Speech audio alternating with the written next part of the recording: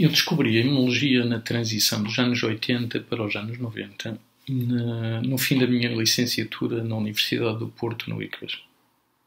E foi uma ocasião muito privilegiada, porque tive a oportunidade de ser exposto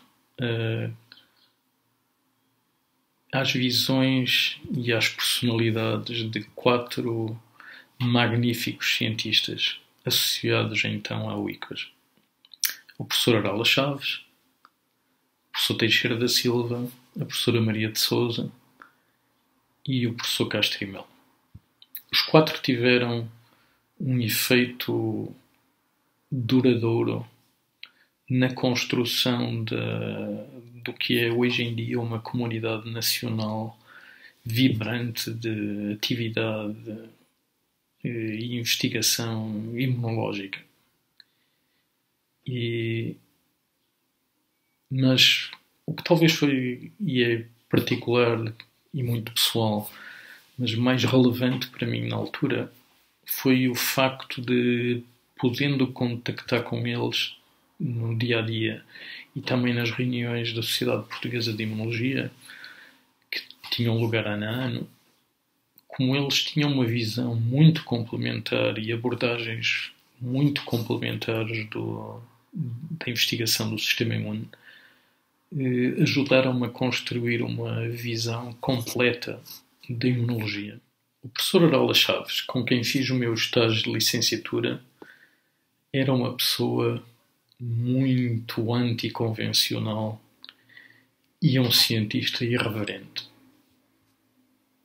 Chocava-nos logo no primeiro contacto, tipicamente quando lhe pedíamos para nos aconselhar leituras sobre imunologia. Ele dizia-nos com uma convicção inabalável: não há bons livros de texto de imunologia. Dizia que eram todos demasiado simplistas e irreparavelmente desatualizados. Como corolário disto, o problema é que devíamos descobrir a imunologia através de artigos de investigação primários, na melhor das hipóteses, lendo alguns artigos de revisão. E isto para quem começasse a entrar num campo tão vasto como a imunologia, com muitas células, muitas moléculas e muitos acrónimos, era uma tarefa hercúlea.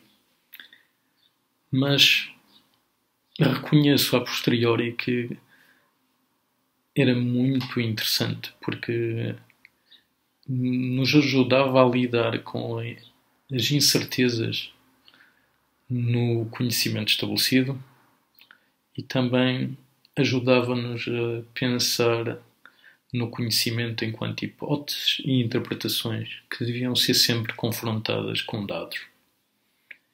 E isso era uma maneira fantástica, além da prática de laboratório, de ser exposto ao método científico.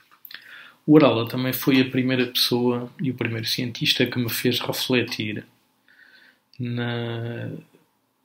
no facto de que são muitas vezes os agentes patogénicos quem nos ensina mais sobre a organização e o funcionamento do sistema imunitário.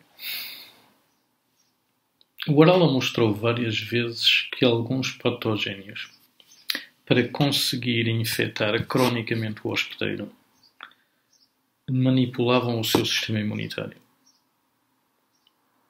Bactérias e vírus produzem mitogénios ou induzem a produção de mitogénios que estimulam todos os linfócitos capazes de montar respostas imunes, e no meio desta avalanche de estimulação geral do sistema imune, as respostas específicas contra o micro-organismo invasor são inibidas. O Arala usava o judo como metáfora. Ele dizia-nos sempre: isto é como no judo, em que um lutador débil consegue utilizar a força de um lutador mais forte para o conseguir desequilibrar e subjugar. O Arala dizia que as vacinas deviam ser dirigidas aos mitogénios produzidos pelos micro-organismos e não contra os seus componentes estruturais, como é mais convencional. Isto era uma visão muito fora das convenções nos livros de texto e das formas mais comuns e de tentar desenvolver vacinas. Mas mais do que essa ideia, o que era interessante nesta visão do Arala é que nos ensinava que não devíamos ter de receio de estar em contracorrente e ter ideias originais. Também nos obrigava a pensar na resposta imunitária de uma forma complexa e extremamente não linear. O que no meu caso me levou a interessar-me pela modelação matemática do sistema imunitário e da sua regulação. E isso levou-me a fazer o doutoramento no Instituto Pasteur e acabou por condicionar o meu percurso na ciência. O professor Teixeira da Silva, então no Centro de Citologia no Campo Alegre, serviu-me como contraponto à irreverência do Arala. Ele tinha uma perspectiva mais microbiológica e talvez mais convencional do sistema imune. E com ele descobríamos que as relações entre os micro-organismos e o hospedeiro são muitas vezes mais simples e diretas. Graças a ele que comecei a pensar mais nos mecanismos inatos, quase reflexos que o sistema imune tem da resposta completamente evolucionariamente adaptada aos micro-organismos e que estas respostas reflexas são tão rápidas que antecedem toda e qualquer resposta específica por linfócitos que o sistema pode vir a montar mais tarde.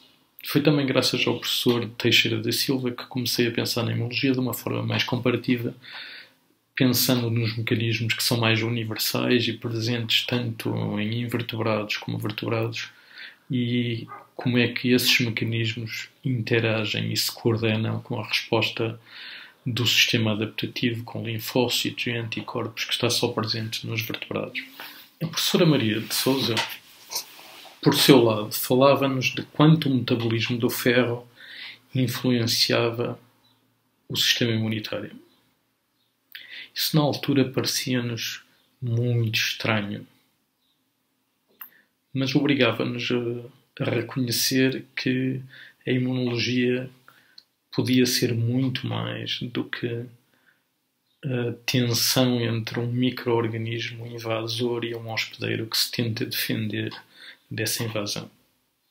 A professora Maria, dessa forma, mostrava-nos que a homeostasia do sistema imune é parte integrante e é indissociável da homeostasia e da regulação do organismo no seu todo. Finalmente, o professor Castro Melo,